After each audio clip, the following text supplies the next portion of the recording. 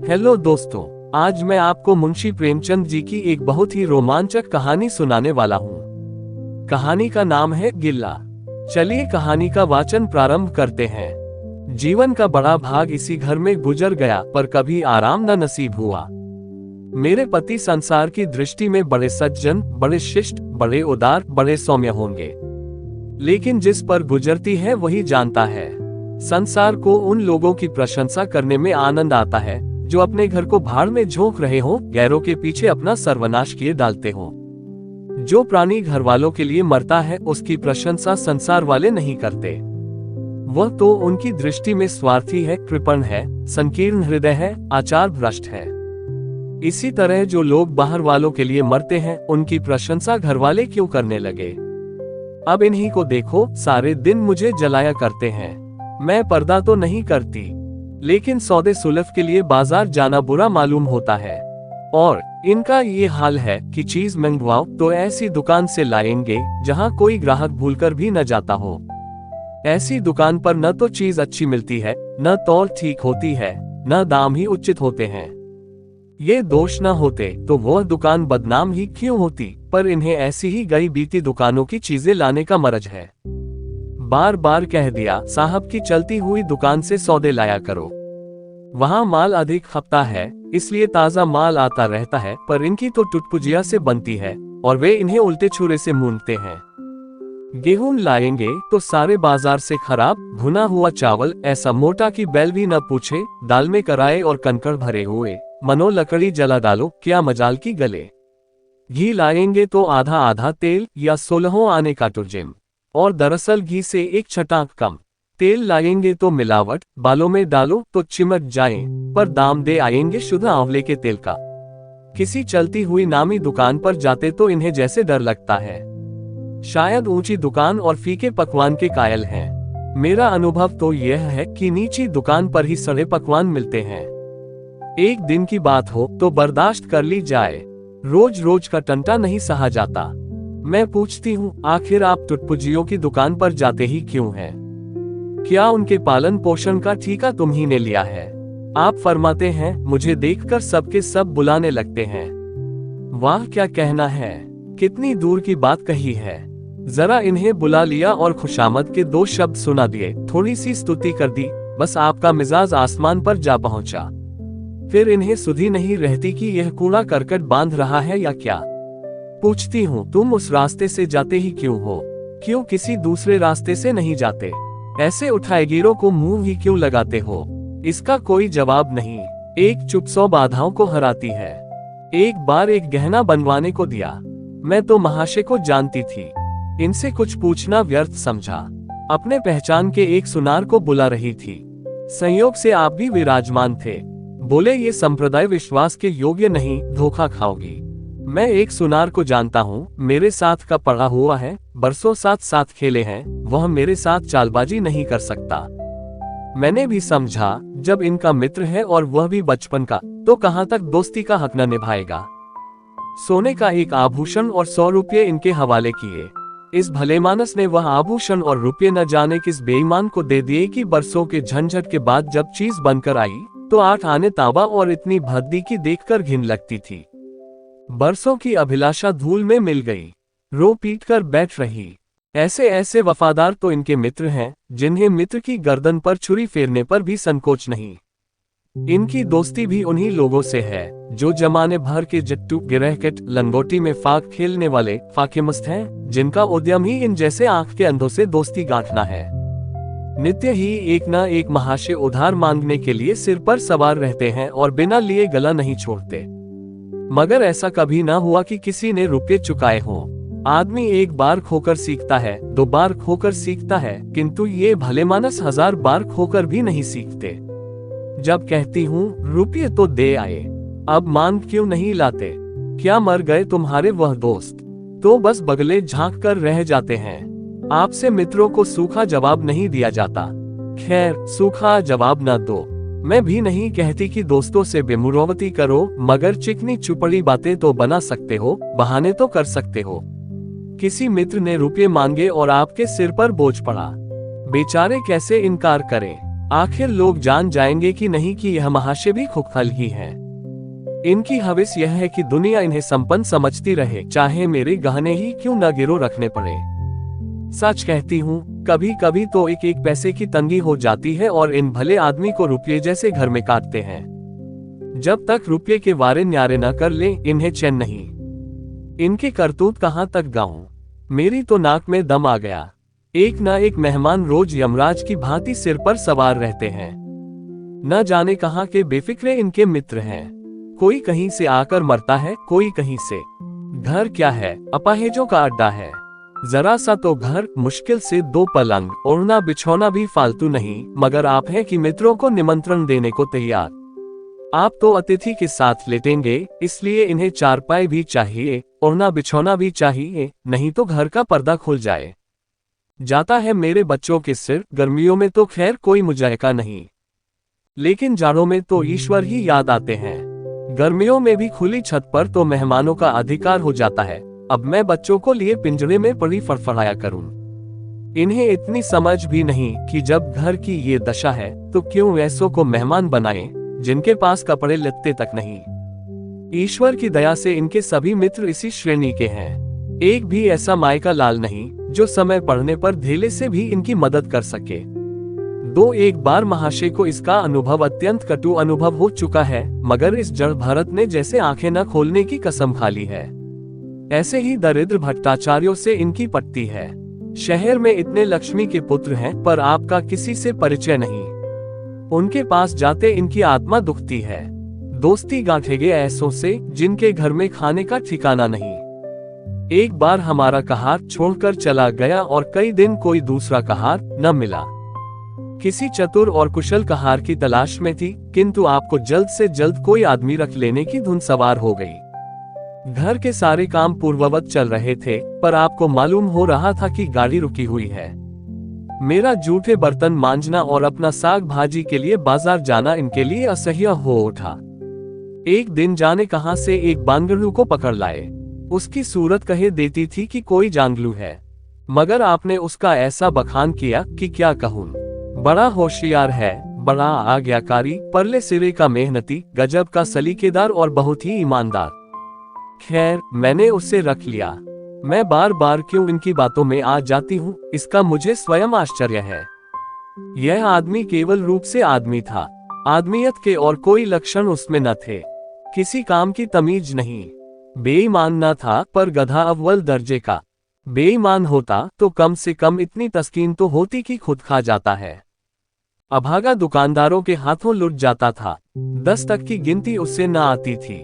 1 रुपया देकर बाजार भेजूं तो संध्या तक हिसाब न समझा सके। क्रोध पी पी कर रह जाती थी। रक्त खौलने लगता था कि दुष्ट के कान उखाड़ लूं, मगर इन महाशय को उसे कभी कुछ कहते नहीं देखा। डांटना तो दूर की बात है। आप नहा धोकर धोती छांट रहे हैं और वह दूर बैठा तमाशा देख रहा है। मैं तो बच्चा का खून पी जाती, लेकिन इन्हें जरा भी गम नहीं। जब मेरे डांटने पर धोती छांटने जाता भी तो आप उसे समीप न आने देते। बस उसके दोषों को गुण बनाकर दिखाया करते थे, और इस प्रयास में सफल न होते तो दोषों पर पर्दा डाल देते थे। मूर्ख को झाड़ू लगाने की तमीज न थी। मर्दाना कमरा ही तो सारे घर में धन का एक कमरा है। उसमें झाड़ू लगाता तो इधर की चीज उधर, ऊपर की नीचे। मानो कमरे में भूकंप आ गया हो। और गर्द का ये हाल कि सांस लेना कठिन, पर आप शांतिपूर्वक कमरे में बैठे हैं जैसे कोई बात ही नहीं। एक दिन मैंने उसे खूब डांटा, कल से ठीक ठीक झाड़ू न लगाई तो कान पकड़कर निकाल दूंगी। सवेरे सोकर उठी तो देखती हूँ कमरे में झाड़ू लगी हुई है और हर एक चीज करीने से रखी हुई है। गर्द गुबार का नाम नहीं। मैं चकित होकर देखने लगी तो आप हंसकर बोले, देखती क्या हो, आज भूरे ने बड़े सवेरे उठकर झाड़ू लगाई है। मैंने समझा दिया, तुम ढंग तो बताती नहीं, उल्टे डांटने लगती हो।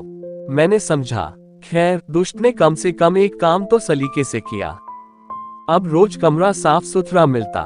भूरे मेरी दृष्टि में विश्वासी बनने लगा। संयोग की बात, एक दिन मैं जरा मामूल से सवेरे उठ बैठी और कमरे में आई तो क्या देखती हूँ कि घूरे द्वार पर खड़ा है और आप तन मन से कमरे में झाड़ू लगा रहे हैं। मेरी आंखों में खून उतर आया। उनके हाथ से झाड़ू छीनकर घूरे के सिर जमा दी। हरामखोर को उसी दम निकाल बाहर किया। आप फरमाने लगे, उसका महीना तो चुका दो। वाह री समझ, एक तो काम न करे, उस पर आंखें दिखाए, उस पर पूरी मजूरी भी चुका दूं। मैंने एक कौड़ी भी न दी, एक कुर्ता दिया था वह भी छीन लिया। इस पर जड़ भरत महाशय मुझसे कई दिन रूठे रहे, घर छोड़कर भागे जाते थे, बड़ी मुश्किलों से रुके। ऐसे ऐसे भोंदू भी संसार में पड़े हुए हैं। मैं ना होती तो शायद अब तक इन्हें किसी ने बाजार में बेच दिया होता। एक दिन मेहतर ने उतारे कपड़ों का सवाल किया। इस बेकारी के जमाने में फालतू कपड़े तो शायद पुलिस वालों या रईसों के घर में हो, मेरे घर में तो जरूरी कपड़े भी काफी नहीं। आपका वस्त्रालय एक बक्ची में आ जाएगा जो डाक के पार्सल से कहीं भेजा जा सकता है। फिर इस साल जाड़ों के कपड़े बनवाने की नौबत न आई। पैसे नजर नहीं आते, कपड़े कहाँ से बने। मैंने मेहतर को साफ जवाब दे दिया। कड़ाके का जाड़ा पड़ रहा था, इसका अनुभव मुझे कम न था। गरीबों पर क्या बीत रही है इसका भी मुझे ज्ञान था, लेकिन मेरे या आपके पास खेद के सिवा इसका और क्या इलाज है। जब तक समाज का ये संगठन रहेगा ऐसी शिकायतें पैदा होती रहेंगी। जब एक एक अमीर और रईस के पास एक एक मालगाड़ी कपड़ों से भरी हुई है, तब फिर निर्धनों को क्यों न नग्नता का कष्ट उठाना पड़े। खैर, मैंने तो मेहतर को जवाब दे दिया। आपने क्या किया कि आपका कोट उठाकर उसको भेंट कर दिया। मेरी देह में आग लग गई। इतनी दानशील नहीं हूं कि दूसरों को खिलाकर आप सो रहूं। देवता के पास यही एक कोट था। आपको इसकी जरा भी चिंता न हुई कि पहनेंगे क्या। यश के लोभ ने जैसे बुद्धि ही हर ली। मेहतर ने सलाम किया, दुआएं दी और अपनी राह ली। आप कई दिन सर्दी से ठिठुरते रहे। प्रातः काल घूमने जाया करते थे, वह बंद हो गया। ईश्वर ने उन्हें हृदय भी एक विचित्र प्रकार का दिया है। फटे पुराने कपड़े पहनते आपको जरा भी संकोच नहीं होता। मैं तो मारे लाज के गड़ जाती हूँ, पर आपको जरा फिक्र नहीं। कोई हंसता है तो हंसे, आपकी बला से। अंत में जब मुझसे न देखा गया तो एक कोट बनवा दिया। जी तो जलता था कि खूब सर्दी खाने दूं, पर डरी कि कहीं बीमार पड़ जाएं तो और बुरा हो। आखिर काम तो उन्हीं को करना है। महाशय अपने दिल में समझते होंगे मैं कितना विनीत, कितना परोपकारी हूँ। शायद इन्हें इन बातों का गर्व हो। मैं इन्हें परोपकारी नहीं समझती, न विनीत ही समझती हूँ। ये जड़ता है, सीधी सादी निरीहता। जिस मेहतर को आपने अपना कोट दिया, उसे मैंने कई बार रात को शराब के नशे में मस्त झूमता देखा है और आपको दिखा भी दिया है। फिर दूसरों की विवेकहीनता की पुरौती हम क्यों करें। अगर आप विनीत और परोपकारी होते तो घर वालों के प्रति भी तो आपके मन में कुछ उदारता होती। या सारी उदारता बाहर वालों ही के लिए सुरक्षित है, घर वालों को उसका अल्पांश भी न मिलना चाहिए। मेरी इतनी अवस्था बीत गई, पर इस भले आदमी ने कभी अपने हाथों से मुझे एक उपहार भी न दिया। बेशक मैं जो चीज बाजार से मंगवाऊं उसे लाने में इन्हें जरा भी आपत्ति नहीं, बिल्कुल उज्र नहीं, मगर रुपये में दे दूं ये शर्त है। इन्हें खुद कभी यह उमंग नहीं होती। यह मैं मानती हूँ कि बेचारे अपने लिए भी कुछ नहीं लाते। मैं जो कुछ मंगवा दूं उसी पर संतुष्ट हो जाते हैं, मगर आखिर आदमी कभी कभी शौक की चीजें चाहता ही है। अन्य पुरुषों को देखती हूँ, स्त्री के लिए तरह तरह के गहने, भांति भांति के कपड़े, शौक श्रृंगार की वस्तुएं लाते रहते हैं। यहाँ इस व्यवहार का निषेध है। बच्चों के लिए भी मिठाइयाँ, खिलौने, बाजे शायद जीवन में एक बार भी न लाए हो। शपथ भी खा ली है, इसलिए मैं तो इन्हें कृपण कहूंगी, अरसिक कहूंगी, हृदय शून्य कहूंगी, उदार नहीं कह सकती। दूसरों के साथ इनका जो सेवा भाव है उसका कारण है इनका यश, लोभ और व्यवहारिक अज्ञानता। आपके विनय का ये हाल है कि जिस दफ्तर में आप नौकर हैं उसके किसी अधिकारी से आपका मेल जोल नहीं। अफसरों को सलाम करना तो आपकी नीति के विरुद्ध है, नजरिया डाली तो दूर की बात है। और तो और कभी किसी अफसर के घर नहीं जाते। इसका खामियाजा आप न उठाए तो कौन उठाए। औरों को रियायती छुट्टियां मिलती हैं, आपका वेतन कटता है। औरों की तरक्कियां होती हैं, आपको कोई पूछता भी नहीं। हाजिरी में 5 मिनट की भी देर हो जाए तो जवाब पूछा जाता है। बेचारे जी तोड़कर काम करते हैं, कोई बड़ा कठिन काम आ जाता है तो इन्हीं के सिर मढ़ा जाता है, इन्हें जरा भी आपत्ति नहीं। दफ्तर में इन्हें घिस्सू, पिस्सू आदि उपाधियां मिली हुई हैं, मगर पड़ाव कितना ही बड़ा मारे इनके भाग्य में वही सूखी घास लिखी है। यह विनय नहीं है, स्वाधीन मनोवृत्ति भी नहीं है, मैं तो इसे समय चातुरी का अभाव कहती हूँ, व्यवहारिक ज्ञान की क्षति कहती हूँ। आखिर कोई अफसर आपसे क्यों प्रसन्न हो? इसलिए कि आप बड़े मेहनती हैं। दुनिया का काम मुरौवत और रवादारी से चलता है। अगर हम किसी से खींचे रहें तो कोई कारण नहीं कि वह भी हमसे न खींचा रहे। फिर जब मन में क्षोभ होता है तो वह दफ्तरी व्यवहारों में भी प्रकट हो ही जाता है। जो माथत अफसर को प्रसन्न रखने की चेष्टा करता है, जिसकी जात से अफसर का कोई व्यक्तिगत उपकार होता है, जिस पर वह विश्वास कर सकता है, उसका लिहाज वह स्वभावत करता है। ऐसे सिरागियों से क्यों किसी को सहानुभूति होने लगी? अफसर भी तो मनुष्य है। उसके हृदय में जो सम्मान और विशिष्टता की कामना है, वह कहाँ पूरी हो? जब अधीनस्थ कर्मचारी ही उससे फिरंत रहे तो क्या उसके अफसर उसे सलाम करने आएंगे? आपने जहां नौकरी की वहां से निकाले गए, कभी किसी दफ्तर में 2-3 साल से ज्यादा न टिके, या तो अफसर से लड़ गए या कार्याधिक्य के कारण छोड़ बैठे। आपको कुटुंब सेवा का दावा है। आपके कई भाई भतीजे होते हैं, वह कभी इनकी बात भी नहीं पूछते, आप बराबर उनका मुंह ताकते रहते हैं। इनके एक भाई साहब आजकल तहसीलदार हैं। घर की मिल्कियत उन्हीं की निगरानी में है। वह ठाठ से रहते हैं, मोटर रख ली है, कई नौकर चाकर हैं, मगर यहाँ भूले से भी पत्र नहीं लिखते। एक बार हमें रुपये की बड़ी तंगी हुई। मैंने कहा अपने भ्राताजी से क्यों नहीं मांग लेते? कहने लगे उन्हें क्यों चिंता में डालूं, उन्हें भी तो अपना खर्च है। कौन सी ऐसी बचत हो जाती होगी? जब मैंने बहुत मजबूर किया तो आपने पत्र लिखा। मालूम नहीं पत्र में क्या लिखा, पत्र लिखा या मुझे चकमा दे दिया। रुपये ना आने थे, ना आए। कई दिनों के बाद मैंने पूछा, कुछ जवाब आया श्रीमान के भाई साहब के दरबार से।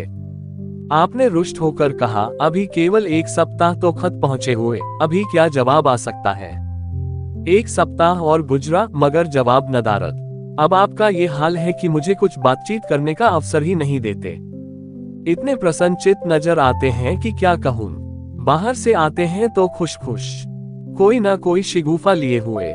मेरी खुशामद भी खूब हो रही है, मेरे मैके वालों की प्रशंसा भी हो रही है, मेरे गृह प्रबंध का बखान भी असाधारण रीति से किया जा रहा है। मैं इस महाशय की चाल समझ रही थी।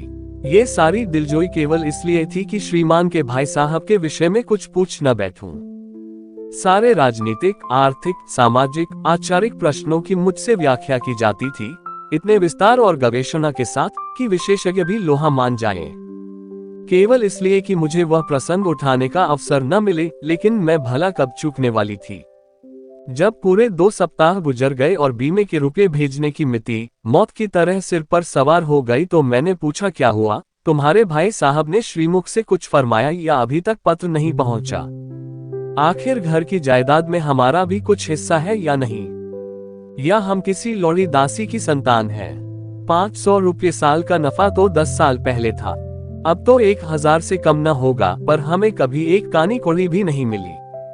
मोटे हिसाब से हमें 2000 मिलना चाहिए। 2000 न हो, 1000 हो, 500 हो, 250 हो, कुछ ना हो तो बीमा के प्रीमियम भर के तो हो। तहसीलदार साहब की आमदनी हमारी आमदनी की चौगुनी है, रिश्वतें भी लेते हैं, तो फिर हमारे रुपए क्यों नहीं देते? आप हैं हाँ हाँ करने लगे। कहने लगे, वह बेचारे घर की मरम्मत करवाते हैं, बंधु बांधवों का स्वागत सत्कार करते हैं, नातेदारियों में भेंट भाट भेजते हैं, और कहां से लावे जो हमारे पास भेजे। वाह री बुद्धि! मानो जायदाद इसीलिए होती है कि उसकी कमाई उसी में खर्च हो जाए। इस भले आदमी को बहाने गढ़ने भी नहीं आते। मुझसे पूछते, मैं 1 नहीं 1000 बता देती, एक से एक बढ़कर कह देते घर में आग लग गई, सब कुछ स्वाहा हो गया था, या चोरी हो गई, तिनका तक न बचा, या 10,000 का अनाज भरा था उसमें घाटा रहा, या किसी से फौजदारी हो गई उसमें दिवाला पिट गया। आपको सूझी भी तो लचसी बात। तकदीर थोक कर बैठ रही। पड़ोस की एक महिला से रुपये कर्ज लिए, तब जाकर काम चला। फिर भी आप भाई भतीजों की तारीफ के पुल बांधते हैं तो मेरे शरीर में आग लग जाती है। ऐसे कौरवों से ईश्वर बचाए। ईश्वर की दया से आपके 2 बच्चे हैं, 2 बच्चियां भी हैं। ईश्वर की दया कहूं या कोप कहूं, सब के सब उधमी हो गए हैं कि खुदा की पनाह। मगर क्या मजाल है कि यह भोंदू किसी को कड़ी आंखों से देखें। रात के 8 बजे गए हैं, युवराज अभी घूम कर नहीं आए। मैं घबरा रही हूँ, आप निश्चिंत बैठे अखबार पढ़ रहे हैं। झल्लाई हुई जाती हूँ और अखबार छीनकर कहती हूँ, जाकर जरा देखते क्यों नहीं, लौंडा कहाँ रह गया। न जाने तुम्हारा हृदय कितना कठोर है, ईश्वर ने तुम्हें संतान ही न जाने क्यों दे दी। पिता का पुत्र के साथ कुछ तो धर्म है। तब आप भी गर्म हो जाते हैं। अभी तक नहीं आया, बड़ा शैतान है। आज बचा आते हैं तो कान उखाड़ लेता हूँ, मारे हंटरों के खाल उधेड़ कर रख दूंगा। यो बिगड़कर तैश के साथ आप उसे खोजने निकलते हैं। संयोग की बात, आप उधर जाते हैं, इधर लड़का आ जाता है। मैं पूछती हूँ, तू किधर से आ गया? तुझे वह ढूंढने गए हुए हैं। देखना आज कैसी मरम्मत होती है, यह आदत ही छूट जाएगी। दांत पीस रहे थे, आते ही होंगे। छड़ी भी उनके हाथ में है। तुम इतने मन के हो गए हो कि बात नहीं सुनते। आज आटे दाल का भाव मालूम होगा। लड़का सहम जाता है और लैंप जलाकर पढ़ने बैठ जाता है। महाशय जी 2-2.5 घंटे के बाद लौटते हैं, हैरान, परेशान और बदहवास। घर में पांव रखते ही पूछते हैं आया कि नहीं। मैं उनका क्रोध उत्तेजित करने के विचार से कहती हूँ आकर बैठा तो है, जाकर पूछते क्यों नहीं। पूछकर हार गई, कहाँ गया था, कुछ बोलता ही नहीं। आप गरज कर कहते हैं मन्नू यहाँ आओ। लड़का थर-थर कांपता हुआ आकर आंगन में खड़ा हो जाता है। दोनों बच्चियां घर में छिप जाती हैं कि कोई बड़ा भयंकर कांड होने वाला है। छोटा बच्चा खिड़की से चूहे की तरह झांक रहा है। आप क्रोध से बौखलाए हुए हैं, हाथ में छड़ी है ही। मैं भी वह क्रोधोन्मत्त आकृति देखकर पछताने लगती हूँ कि कहां से इनसे शिकायत की। आप लड़के के पास जाते हैं, मगर छड़ी जमाने के बदले आहिस्ते से उसके कंधों पर हाथ रखकर बनावटी क्रोध से कहते हैं तुम कहाँ गए थे जी। मना किया जाता है, मानते नहीं हो। खबरदार, जो अब कभी इतनी देर होगी।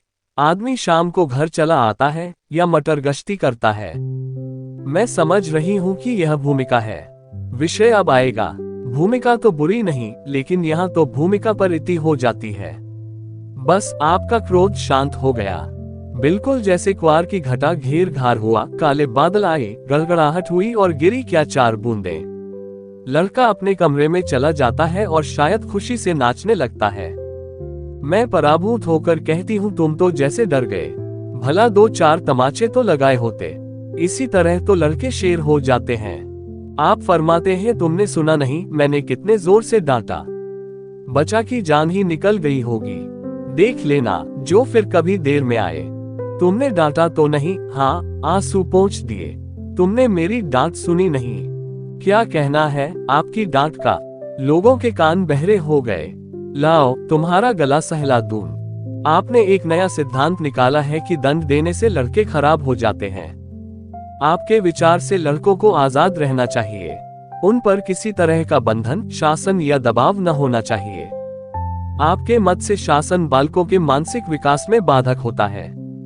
इसी का ये फल है कि लड़के बेनकेल के ऊंट बने हुए हैं। कोई 1 मिनट भी किताब खोलकर नहीं बैठता। कभी गुल्ली डंडा है, कभी गोलियां, कभी कनकौवे। श्रीमान भी लड़कों के साथ खेलते हैं, 40 साल की उम्र और लड़कपन इतना।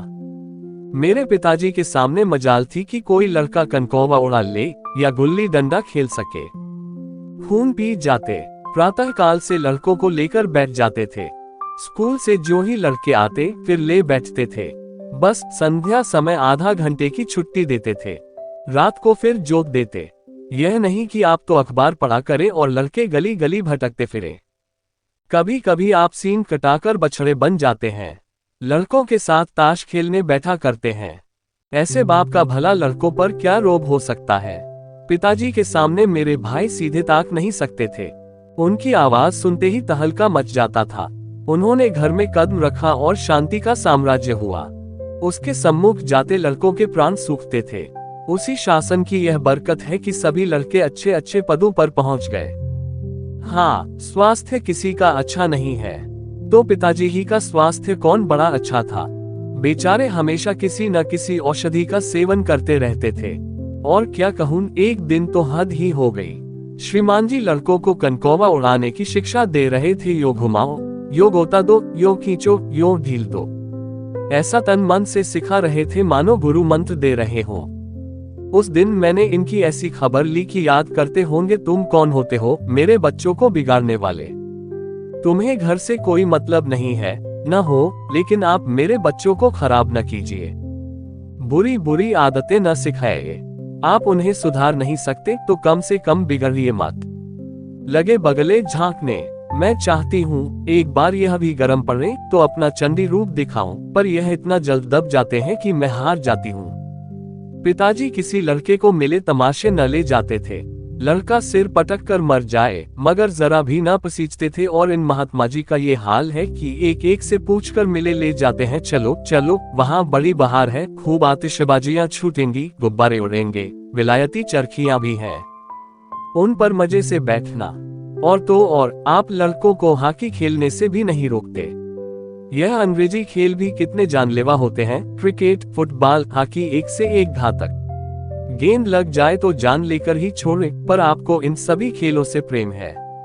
कोई लड़का मैच में जीत कर आ जाता है तो ऐसे फूल उठते हैं मानो किला जीत कर आया हो। आपको इसकी जरा भी परवाह नहीं कि चोट चपेट आ गई तो क्या होगा, हाथ पांव टूट गए तो बेचारों की जिंदगी कैसे पार लगेगी। पिछले साल कन्या का विवाह था। आपको जिद थी कि दहेज के नाम कानी कौड़ी भी न देंगे, चाहे कन्या आजीवन कुंवारी बैठी रहे। यहाँ भी आपका आदर्शवाद आकूदा। समाज के नेताओं का छल प्रपंच आए दिन देखते रहते हैं, फिर भी आपकी आंखें नहीं खुलती। जब तक समाज की यह व्यवस्था कायम है और युवती कन्या का अविवाहित रहना निंदास्पद है, तब तक ये प्रथा मिटने की नहीं। 2-4 ऐसे व्यक्ति भले ही निकल आवे जो दहेज के लिए हाथ न फैलावे, लेकिन इसका परिस्थिति पर कोई असर नहीं पड़ता और कुप्रथा ज्यों की त्यों बनी हुई है। पैसों की तो कमी नहीं है, दहेज की बुराइयों पर लेक्चर दे सकते हैं, लेकिन मिलते हुए दहेज को छोड़ देने वाला मैंने आज तक न देखा। जब लड़कों की तरह लड़कियों की शिक्षा और जीविका की सुविधाएं निकल आएंगी तो ये प्रथा भी विदा हो जाएगी। उसके पहले संभव नहीं। मैंने जहां जहां संदेश भेजा दहेज का प्रश्न उठ खड़ा हुआ और आपने प्रत्येक अवसर पर टांग अड़ाए। अब इस तरह पूरा साल गुजर गया और कन्या को 17वां लग गया तो मैंने एक जगह बात पक्की कर ली। आपने भी स्वीकार कर लिया, क्योंकि वरपक्ष ने लेन देन का प्रश्न उठाया ही नहीं। हालांकि अंतःकरण में उन लोगों को पूरा विश्वास था कि अच्छी रकम मिलेगी और मैंने भी तय कर लिया था कि यथाशक्ति कोई बात उठा न रखूंगी। विवाह के सकुशल होने में कोई संदेह न था, लेकिन इन महाशय के आगे मेरी एक न चली यह प्रथा निंद्य है। ये रस्म निरर्थक है, यहाँ रुपये की क्या जरूरत, यहाँ गीतों का क्या काम। नाक में दम था, ये क्यों, वह क्यों, ये तो साफ दहेज है। तुमने मेरे मुंह में कालिख लगा दी, मेरी आबरू मिटा दी।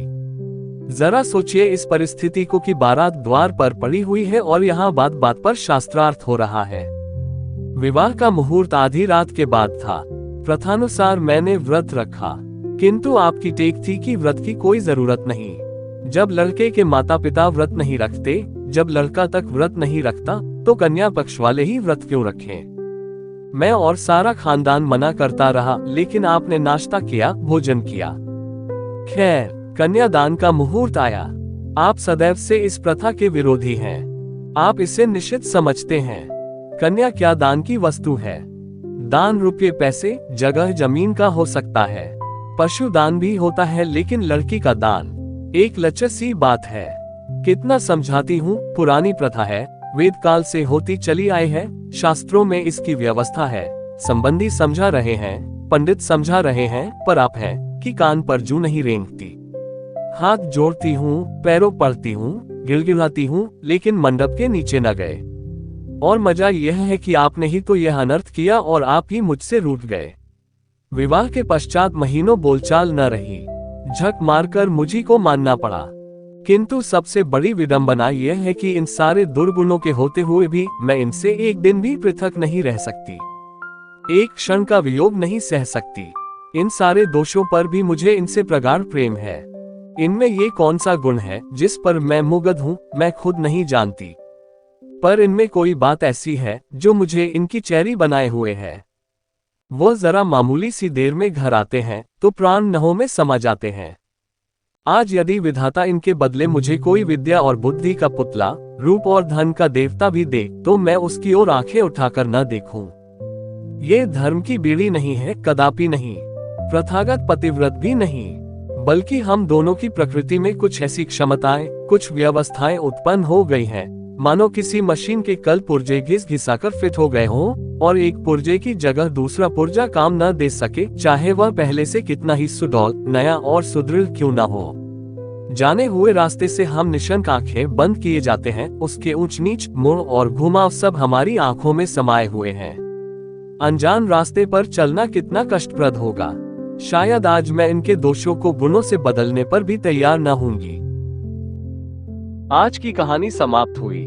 आशा करता हूँ कि ये वीडियो आपको पसंद आई होगी। ऐसी ही रोमांचक कहानियों को सुनने के लिए हमारी वीडियो को लाइक, शेयर और चैनल को सब्सक्राइब जरूर करें। धन्यवाद। जय हिंद।